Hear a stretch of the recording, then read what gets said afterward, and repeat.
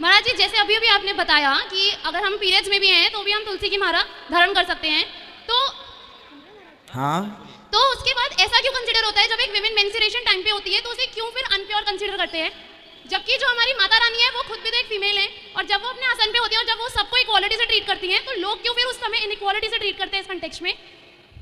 देखिए, जो अशुद्धि के दिन जिनको कहते हैं, जिन्हें पीरियड टाइम भी कहते हैं, उन दिनों में ये जो परंपरा बनी है बेटा, ये बहुत पहले से बनी है। पर जो मैं आप सभी चैनल को सब्सक्राइब कर लीजिएगा।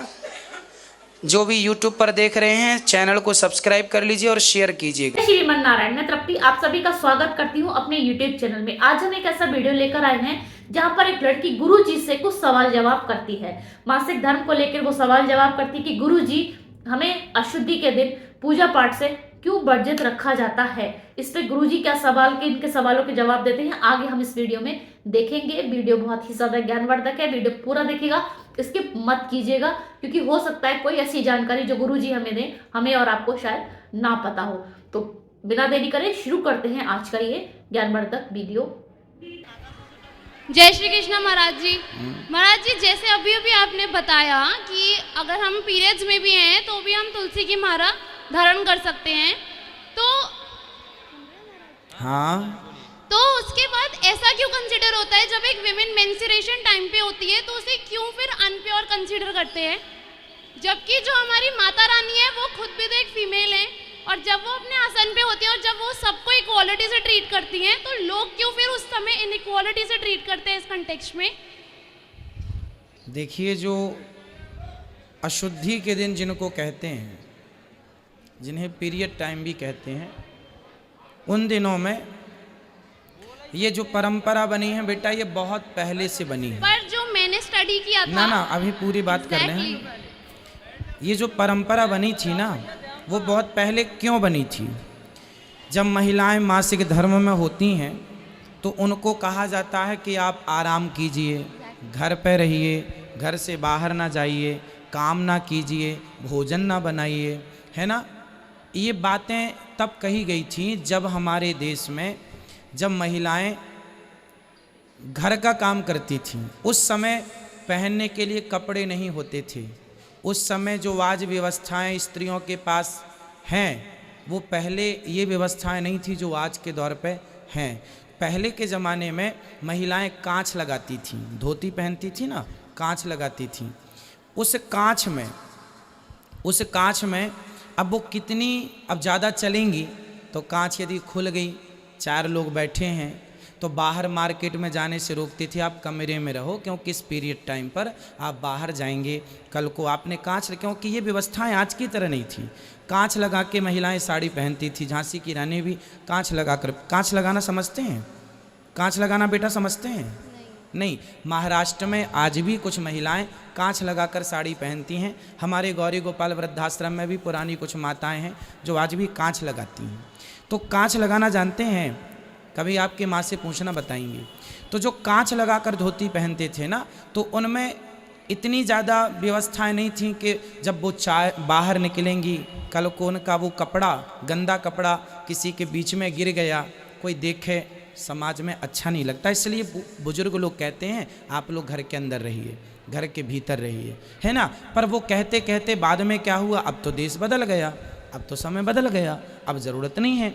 अब तो आप उस समय पे आप क्रिकेट भी खेल सकते हैं, उस समय आप प्लेन भी उड़ा सकते हैं, क्योंकि अब सुविधाएं अत्यधिक हो गई हैं। तो वो उस ज़माने की बात थी, अब हम उसे अपडेट कर सकते हैं, आज के हिसाब से उसे चेंज कर सकते हैं इन व्यवस्थाओं में। बट चूँकि उन दिनों में जो गंदा ब्लड होता है महिलाओं का, वह बाहर होता है, इसलिए बुजुर्ग लोग ये कहते हैं कि आप किसी के संपर्क में ना रहो, मीन्स सबसे दूर रहो, घर में अकेले रहो, मीन्स पति से, पुत्रों से थोड़ा सा दूरी। इसलिए क्योंकि आपके आसपास बहुत सारे बैक्टीरिया, बैड बैक्टीरिया हो सकते हैं, तो आपके स्पर्श करने से वह सामने वाले में चले जाएं, कुछ बीमारी हो जाए। जैसे कोरोना के लिए आजकल हम लोग दूर रहते हैं, 2 गज की दूरी जरूरी।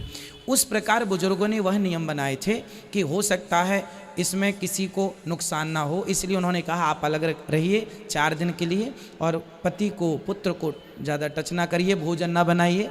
पर आज के हिसाब से प्रॉपर व्यवस्थाएं हैं, प्रॉपर साफ सफाई का महिलाएं ध्यान रख लेती हैं। उस ज़माने में खुले में शौच करने जाते थे, तो अब बार बार पीरियड के टाइम पर सोचो कि महिलाओं को जब रक्त आता है तो उस ज़माने में वो कहाँ जाती रही होंगी, क्योंकि वॉशरूम तो ऐसे घर के अंदर सेपरेट थे नहीं, बाहर कहाँ जाके वो करेंगी। इसलिए उस ज़माने में लोग कहते थे अलग व्यवस्था, उनको अलग रखा जाता था ताकि अलग परिवेश में वो अपना सिक्योर रह सकें, अपना सारा काम कर सकें। वो उस ज़माने की बेटा मजबूरी थी, बट आज मजबूरी तो नहीं। क्या आज इस टाइम पे विमेन को इम्प्योर कंसिडर करना करेक्ट चीज है? जरूरी नहीं है, फिर भी भगवान को स्पर्श इसलिए नहीं करने को कहा जाता क्योंकि अशुद्धि है।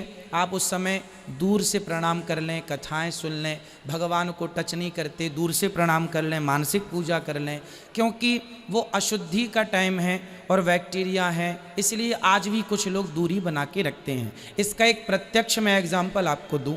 जो महिला पीरियड से होती है, यदि उस महिला से आप अचार बनवाएंगे, आप प्रैक्टिकल करके देखना, पीरियड वाली महिला से यदि आज भी आप अचार बनवाएंगे तो उसके हाथ का अचार खराब हो जाएगा। But how it could be possible? Like science तो ये चीज नहीं मानता ना कि ये कैसे साइंस ही तो बोल रहा हूँ मैं साइंस ही तो हो सकता है, ये कोइंसिडेंस भी तो हो सकता है कि जनरली कुछ एटमॉस्फेयर ऐसा हो गया जिस वजह से वो खराब हुआ। कोई बात नहीं, आप प्रैक्टिकल कर लो ना, आप प्रैक्टिकल कर लो ना, आप दूर है ना अचार दूर है।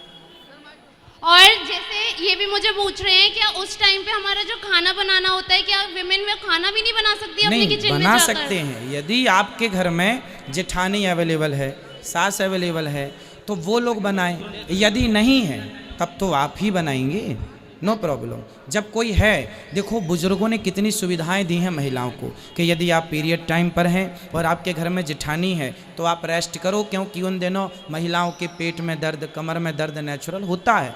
तो बुजुर्गों ने कहा कि आप रेस्ट करेंगे, जेठानी बनाएगी, देवरानी बनाएगी, सास बनाएगी। बट आज के ज़माने में आप जेठानी अलग है, सास अलग है, आप अकेले हैं, बच्चे भूखे हैं, तो आपको ही बनाना पड़ेगा, तो आप बनाते हैं। उस दिनों में भगवान जी को दूध का भोग लगा सकते हैं आप लोग। तो दोस्तों कैसी लगी आपको आज की मेरी वीडियो? देखा आपने गुरुजी ने इस लड़की को किस तरीके से संतुष्ट करा है, सभी सवाल के जवाब बखूबी दिए हैं। तो आपको इसको कैसी लगी वीडियो आप मुझे कमेंट सेक्शन में जरूर से बता सकते हैं। और हाँ, कमेंट सेक्शन में लिखना ना भूलें यार, जय श्रीमन नारायण।